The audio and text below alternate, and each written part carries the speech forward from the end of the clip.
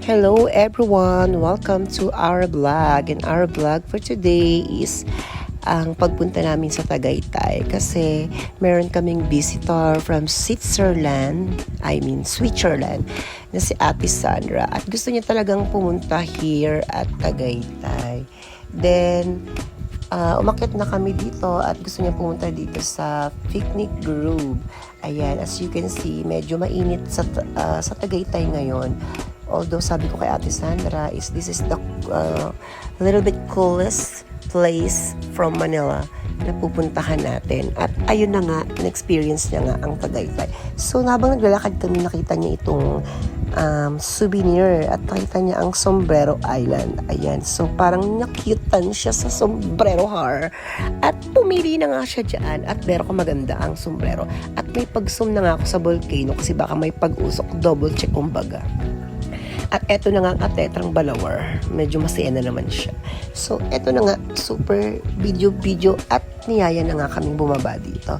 So, make it closer tayo dito sa Taal Volcano Har. At this place is Picnic Grove, Tagaytay.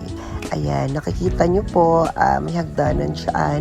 At ang mga visitor po dyan is sakto lang. Hindi siya sobrang crowded ngayon kasi siguro it's summer at lahat ng mga visitor ay nasa beach. So, nakita ko at napansin ko rin dyan yung mga flowers na nagbo-bloom. Ang gaganda talaga ng flowers at balak namin magpa-picture dyan sa flower har. Ayan, ang ganda nga ng flower har. At umimot na nga ako dito. Ayan. Diba, parang commercial lang ng sabon, ganon. So, ito na nga, naglakad na kami pababa at sabi ko nga dyan is walk careful sa pag-walk, ganon. Hirapan ako mag-English kasi nga nakakaloka ang eksena namin sa pag-English are. At ayan na nga, pababa na nga kami. Kung makikita niyo yung hagdanan dyan is parang pababa talaga siya. Tapos, meron dyang mga kubo na pwede nyo naman kayong magdala ng mga food nyo dyan. If gusto nyo, siguro kaya nga siguro Picnic Grove, Charlie. As ayan na nga ang Atetra, medyo naiinitan. Ang Atetra ayaw talagang mangitim, talagang nag-alak mo. Kasi mainit ka talaga kaninang tanghali. Talagang as in, wala rin lamig na nagagana.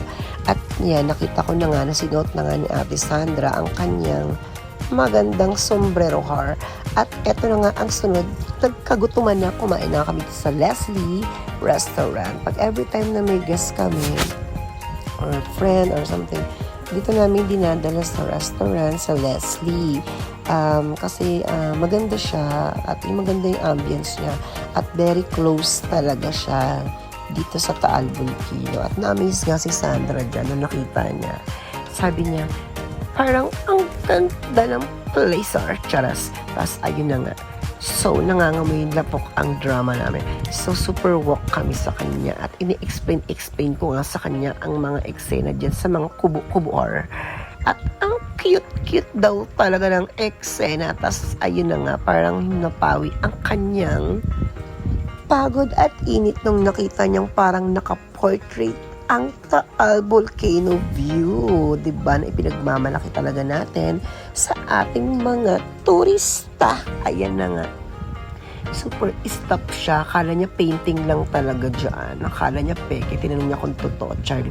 At ito na nga ang sisling na paborito ko. Pusit, may isda. Siya lang yung mga food namin kasi syempre medyo diet kami. Pero masasarap ang food na in-order namin. At pagdating namin sa bahay, nagkaroon ng small dinner, another na food.